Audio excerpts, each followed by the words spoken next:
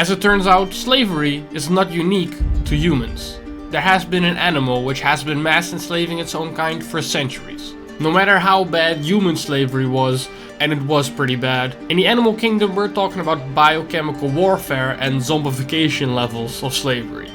It makes European colonialism look like child's play. I promise you that whatever we came up with as humans is not as horrific as nature. It's not as gruesome as the red Formica ant. Imagine I'm talking about humans instead of ants and tell me I don't make a point. You're coming home from a long day of foraging food. It's a dangerous job, but you were born to do it, and you're serving your queen with your duty. Though, as soon as you're about to go through the front gate, you see a funny looking guy running away. You're not sure what to think of it. It does seem kind of weird. He was alone though, so there was not much he could do, right? Besides, there are hundreds of you. So you convince yourself it's no big deal.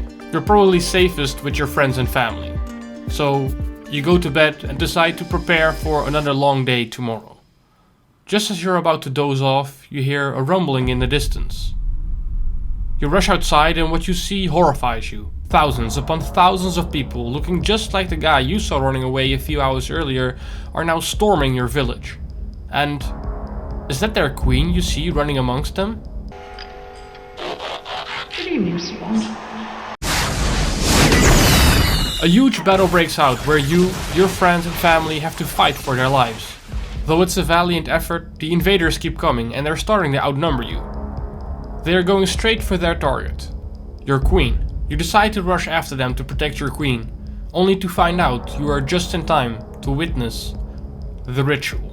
Your queen and the royal queen go head to head in a royal clash which will seal the fate of one of the fighting colonies. You see, ants recognize each other and communicate through pheromones, sort of like a biological secret cologne with a recipe unique to each colony.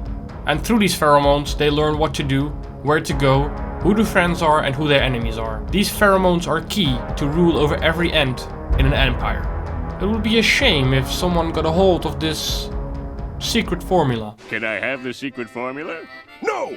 Okay. But this is exactly what the invading queen is looking for. The royal duel starts, and at first it looks like your queen is winning.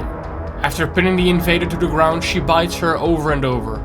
And through biting her, she releases her own pheromones as if trying to deliver the final injection of a death sentence. But this was the plan of the invading queen all along. She wasn't looking to win the fight. She knew she could win. But without the secret pheromone recipe, she would get killed by all the other ant workers that would start attacking her. Instead, she played weak, and through the bites she received, took in the chemical composition of the pheromones as her own. And as soon as she has enough information to recreate the pheromones by herself, she goes on the attack. It turns out the defending queen was no match for the invader all along, and she gets killed off quickly.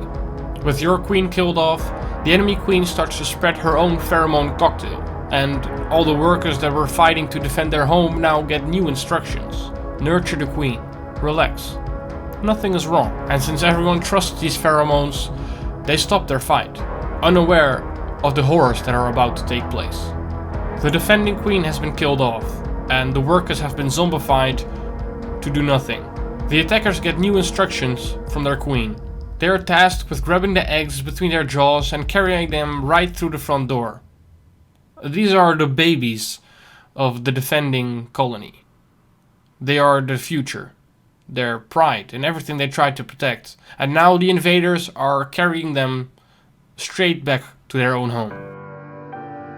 Some of the babies might get eaten, but most of them will be taken back and form the new workforce of their new masters. See, the red Formica ant can't survive without slaves. They have no ability to search for food, take care of the nest, nurture the young. They don't even have the ability to chew on their own food. Their jaws were made for carrying eggs only. The newly robbed eggs full of promising workers are coated with a chemical mixture that will reprogram them. It will zombify them. Similar to some birds, the first pieces of information ants learn when they are born are crucial to who they bond to. And they'll never know that they're working for a colony that isn't even their own. And they are contributing nothing to the survival of their own family tree. They will grow up, forage food, work on the nest, And since the Formica ant can't even eat properly, they are forced to chew food and regurgitate it into the mouths of a red Formica ant, while they are doing nothing but chill. They are only waiting for a new scout to come back with the information that he has found a new colony that they can raid, and the cycle starts over again. This has been going on under our noses for thousands of years, and scientists have been trying to hide it from us. They coined the term Dulosis. What? Slave maker ant? No, they are just simply performing Dulosis. Just stop, okay? We know what you're doing, but you're not fooling us. This is slavery. And slavery. The slave maker ant. Why hide from it? Dulosis my ass. Call it what it is.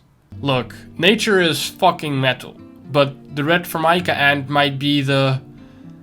well, it might be the G.G. Allen of ants. The lengths the red Formica ant goes through to enslave their own kind are something straight out of a fantasy novel. Similar to how our own history has more bizarre stories actually happen than you would be able to come up on your own if you tried.